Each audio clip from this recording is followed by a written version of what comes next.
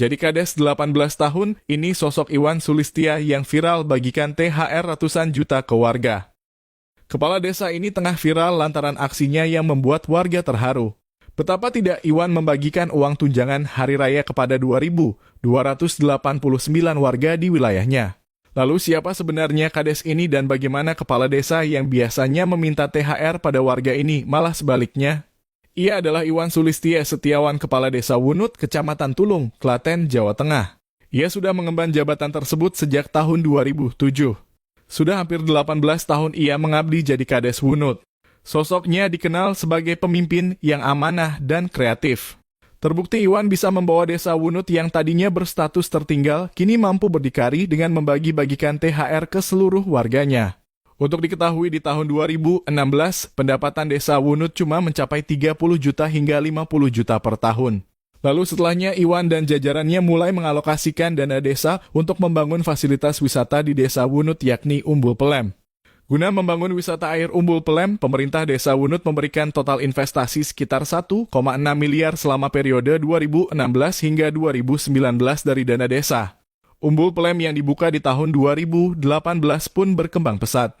Berkat pembangunan wisata tersebut, Desa Wunut berhasil menjelma menjadi desa mandiri dengan PAD mencapai 2,7 miliar pada tahun 2023.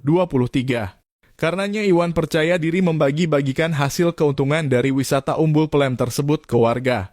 Iwan bercerita bahwa dana THR berasal dari pendapatan desa, khususnya dari hasil pengelolaan Umbul Pelem, destinasi wisata air yang dikelola oleh desa.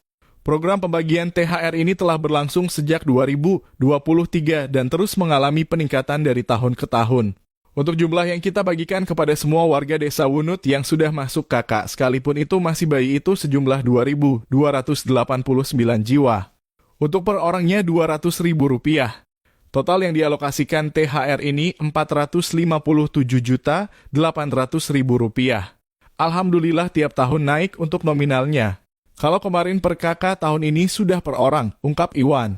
Ia secara serentak memberikan uang THR sebesar Rp200.000 untuk satu orang warganya. Aksinya yang membagikan uang tersebut membuat warga menangis bahagia.